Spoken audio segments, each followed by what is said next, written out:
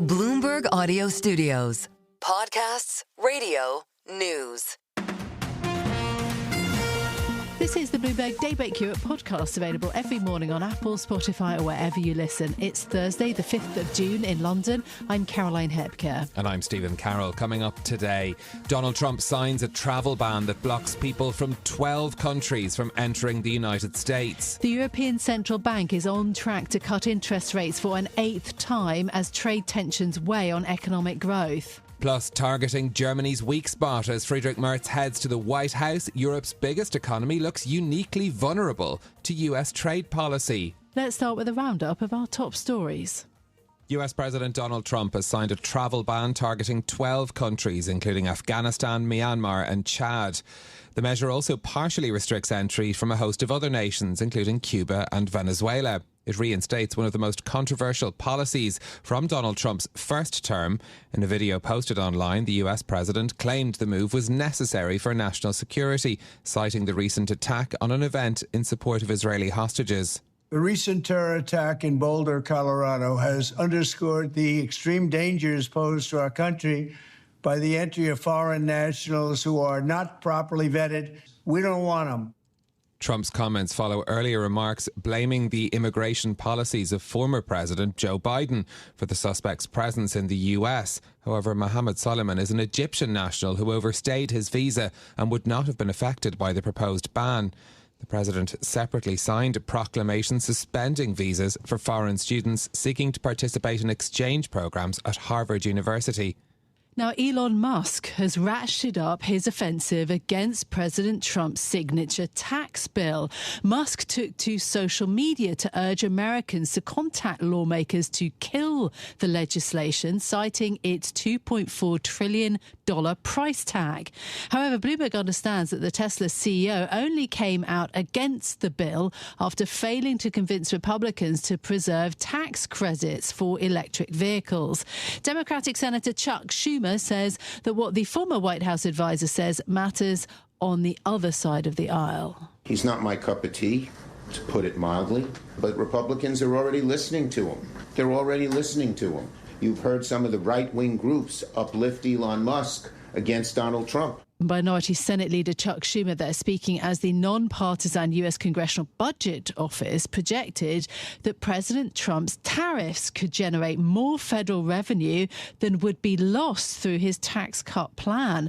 The CBO estimates that the tariffs could shrink the budget gap by $2.8 trillion over a decade. However, that calculation assumes tariffs remain at high levels for the entire 10-year period. Donald Trump says Russia's Vladimir Putin warned that he will retaliate for a recent Ukrainian drone strike. The outcome from a call between the two leaders is the latest sign that US efforts to bring about peace have stalled.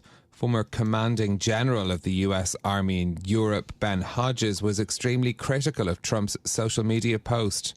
This embarrassing Truth Social post confirms for anybody that still was wondering that the Trump administration has zero interest in doing anything to put pressure on Russia to help Ukraine or to get to some kind of sustainable peace. I mean, it was too hard for them. Their approach was doomed to failure from the very beginning. Ben Hodges speaking there. Ukraine's President Vladimir Zelensky said yesterday that peace talks so far have not been productive and stressed that he's willing to speak directly with Putin. Now to Europe. The European Central Bank is likely to lower interest rates for an 8th time as its economic outlook projections dim. All analysts surveyed by Bloomberg predict a quarter-point cut as the central bank responds to the shocks caused by US tariffs. Bloomberg senior euro area economist David Powell explains why there's such consensus. The impact of the US tariffs on the euro area is going to be disinflationary. So it's going to lower inflation pressures as cheaper goods come in from China and weaker demand weighs on the economy. So as a whole, they're pretty much all in favor of a cut. Bloomberg's David Powell there, who adds that there's far more uncertainty about where policy goes after today's meeting. ECB President Christine Lagarde has to contend with both tariff uncertainty and the prospect of a colossal boost in European defence spending. Some of the world's biggest banks are pushing British regulators to move faster with plans to loosen rules on bonuses. UK regulators asked for views on whether to shrink how long senior bankers need to defer their bonuses from 8 years to 5 years. They promised new policies by the end of 2025. Bloomberg has learned the finance sector wants action much faster than that. James Woolcock has more. The post-financial crisis thinking went, bonuses reward a banker for bets that pay off. But if banks hold on to those bonuses for longer, they can penalise the professionals who took overly risky choices when the downsides emerge. Yet now, the UK wants to encourage more risk in its financial system. And the world's banks are privately asking regulators to get a move on with changing the rules so they can apply them to this year's pay packets. In London, James Woolcock, Bloomberg Radio. 3/4 of Pride organisers in the UK have seen a decline in partnerships this year. That's as the Trump administration's aversion to workplace diversity, equity and inclusion policies seemingly reverberates across the Atlantic. Bloomberg's Tiwa Adebayo has more. Pride funding from corporate partners is down over 50% this year. That's according to new data from the UK Pride Organisers Network. The cuts have hit smaller parades and celebrations the hardest, even leading to several cancellations. Pullback from American companies has been the most noticeable in the wake of President Trump's executive orders demanding the end of what he calls illegal DEI. Declining LGBTQ support is a trend already documented in the US, where 2 in 5 corporate executives are scaling back Pride engagement this year. In London, Tiwa Adebayo, Bloomberg Radio. Wrexham Football Club is considering selling a stake which would put its valuation at up to £350 million. Bloomberg understands the Welsh team, owned by Hollywood stars Ryan Reynolds and Rob McElhenney, is working with advisors to gauge demand. The move comes 4 years since the duo purchased the side for £2 million and just months after Wrexham's valuation hit £100 million after the Allen family bought a near 15% stake. A new valuation of around £350 million would easily make Wrexham the most expensive team in the English Football League Championship. Those are our top stories for you this morning. Ryan Reynolds, interestingly, I heard recently that the Hollywood actor says he just turns a deaf ear now to accusations maybe that he'll get bored with that football club. Anyway, the valuation, huge for a football club in the UK. Let's get to the markets, though. European stock futures are flat this morning.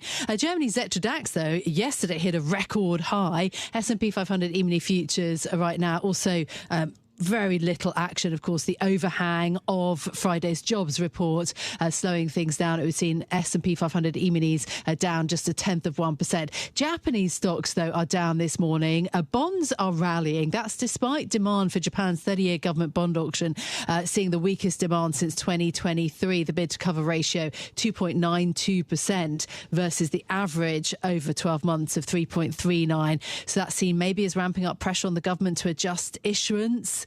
There have been concerns, though, overall about rising yields globally.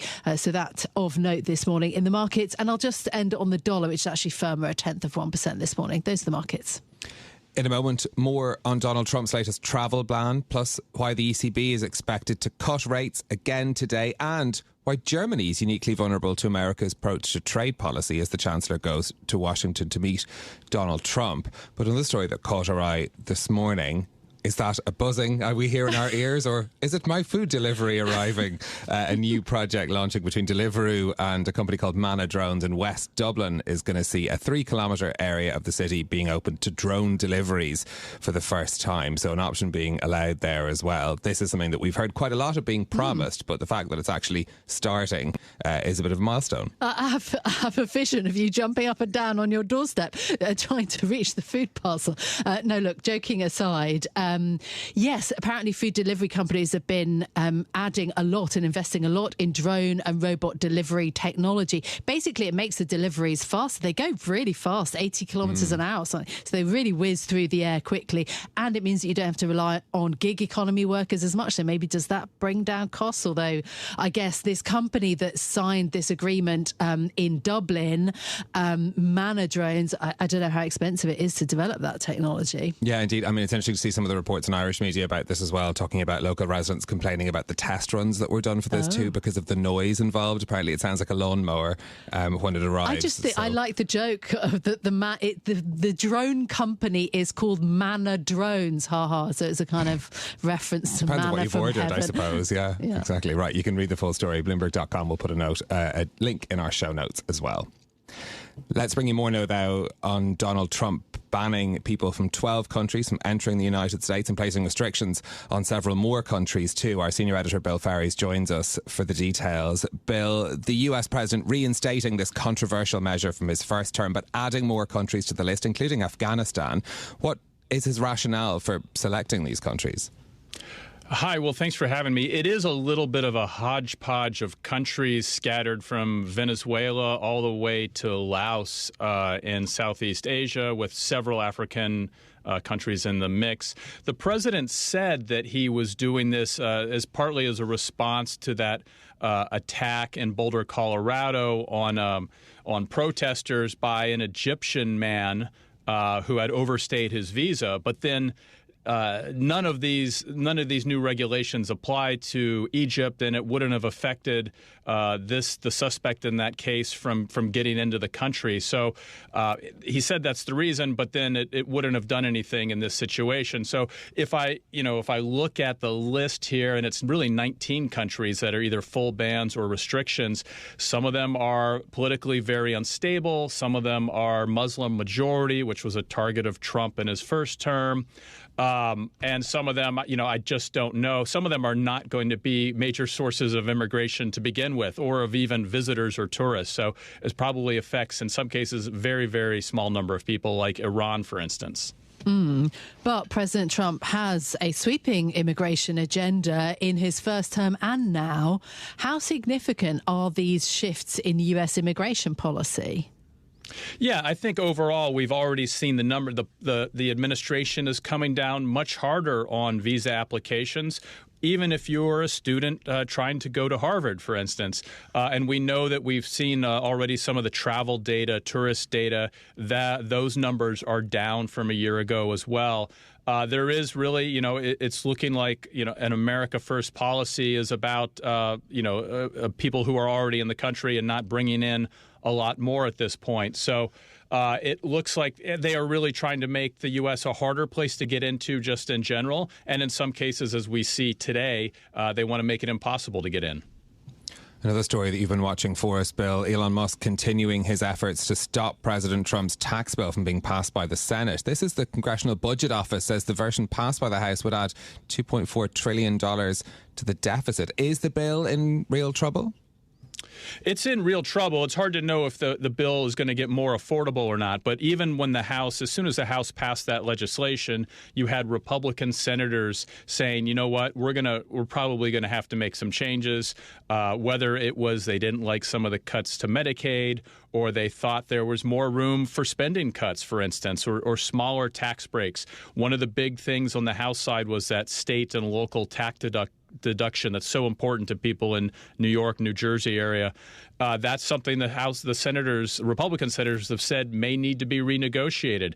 The challenge for Republicans is they can only lose 3 votes in the Senate, and I think they have about the same margin in the House. So you don't have a lot of bandwidth to make changes without losing too much support on the other side. Bill, thank you so much for being with us. Our senior editor, Bill Ferries. The European Central Bank is expected to cut interest rates by a quarter point at its meeting today, bringing its deposit rate to 2%. This as Donald Trump's jolts to global trade dim the prospects for inflation and growth. Our European economics editor Zoe Schneeweiss is with us for more. Good morning, Zoe. Markets are certain that the ECB will cut today. Is the real question then, what are policymakers going to do next? The cut today is going to happen. There's really no question about that. The next step is now the July rate meeting will actually be a hold, and then there should be another cut in September. That may then be the final cut in this cycle, but we'll have to see. In terms of the changes in US trade policy, how is that affecting the euro area and the economy so far? So one unexpected element of the trade policy has been that the euro really has strengthened. Overall, one had expected that all this America First stuff would push the dollar up, but as we all know, the euro has instead strengthened. That then has had an effect on inflation. One would have thought that if the euro weakens, that would have had an impact on inflation, but now inflation has actually cooled down just as we had kind of hoped. So inflation now is under that 2% that had been anticipated. The economy is a different story. We're getting data today for factory orders from Germany. Those are likely to be down. Overall, we know that this Trump trade policy is a hit to growth, and that is one of those questions if the ECB actually does have to do maybe a July cut just because the economy is in such trouble. Watching the press conference later on, Zoe, will also be looking to see if Christine Lagarde might face some questions about her own future in her job at the European Central Bank. Yes, she's almost certain to face questions on that. Bloomberg and other media have reported that the WEF have been wooing her. The World Economic Forum has been wooing her quite actively to become the chair of that organization. As we know, they organize the big powwow in Davos every January, generally a big high-profile job, but then one does have to ask if you're the world's number 2 most important central banker after Jerome Powell. Do you really want to leave to run the conference? Interesting, because the head of the conference leaving the job early, effectively, so that put that role up in the air. Zoe, thank you so much for being with us, our European economics editor, Zoe Schneeweiss. Well, staying with Germany, the Chancellor Friedrich Merz heading to Washington today for his first meeting with Donald Trump. It comes at a time that Europe's largest economy is facing its own challenges, despite the bullish sentiment from investors. Our reporter Marilyn Martin joins us from Frankfurt for more. Marilyn, good morning. What position is Merz in then when he's meeting Donald Trump today? Yeah, it won't be an easy meeting for him as the stakes are very high. Germany is particularly vulnerable to Trump's trade policies because the post-war growth model of Germany relied heavily on exports, and the US and China are the key markets here for German firms. But now, taking China, it has turned increasingly from a consumer of German goods to a competitor. So the trade deficit with China has roughly, has increased immensely from 9 billion euros in 2000 to 86 billion euros in 2022. So this just goes to show that the US market has become increasingly important for Germany's firms, and by now it's the country's largest export market. Now, with tariffs, the country's firms are uniquely exposed. Trump has repeatedly called out what he says are unfair trade practices, and that spells trouble for Germany and its new Chancellor Merz, who actually promised to reinvigorate growth. Companies have already withdrawn their profit forecasts due to the trade uncertainty, and now they see how they can adapt, for example, by moving production to the US. Mercedes has already announced, for example, moving another model to Alabama production sites. Okay, so today could be pretty delicate then. In terms of German companies and the German economy, how prepared are they to deal with any deterioration in relations with the US? Yeah, it actually comes at a very bad timing because the industry, which is the backbone of the economy, is already in decline. So the production levels have been on a downward path since the end of 2017, and they've never really recovered from the pandemic. And more companies are announcing job cuts. One economist we've talked to said that the German industry is losing around 10,000 posts in a month, and the general economic sentiment is very pessimistic. And the economy has shrunk for the past 2 years since the energy crisis due to Russia's war. So there is an increasing pressure on the economic model, and the new German government has recognized this challenge, and it has already cleared the way for higher defense spendings and a 500 billion euro infrastructure fund. That's roughly $570 billion. But the key question is how this money will be spent and whether it will translate into putting the economy on a long-term sustainable footing. And of course, Marlon, Friedrich Merz is only in the job a very short period of time after the elections in February. What does this shift in policy and these challenges mean for the political situation in Germany? It's true, he's only been elected in February, and while his party came first, he's increasingly under pressure because the second party that came after his party is the far-right extremist party, the AfD. And now, like after the elections, his party has actually fallen in polls, and one survey even showed the AfD ahead of them. So there's a lot of pressure on him now to act. And the Trump team is not really helping him and making the situation any easier, just because looking at Vice President Vance, who met with Alice Weidel, the AfD candidate, just before the election, and on another more recent occasion, the German Domestic Intelligence Agency has labeled the AfD as a right-wing extremist organization, and Marco Rubio, the Secretary of State, and then, as response to that, posted on X that this is quote-unquote tyranny in disguise. So you'll see this will be a very delicate meeting for Chancellor Merz. This is Bloomberg Daybreak Europe, your morning brief on the stories making news from London to Wall Street and beyond. Look for us on your podcast feed every morning on Apple, Spotify and anywhere else you get your podcasts. You can also listen live each morning on London DAB Radio, the Bloomberg Business app and Bloomberg.com. Our flagship New York station is also available on your Amazon Alexa devices. Just say, Alexa, play Bloomberg 1130. I'm Caroline Hepker. And I'm Stephen Carroll. Join us again tomorrow morning for all the news you need to start your day, right here on Bloomberg Daybreak Europe.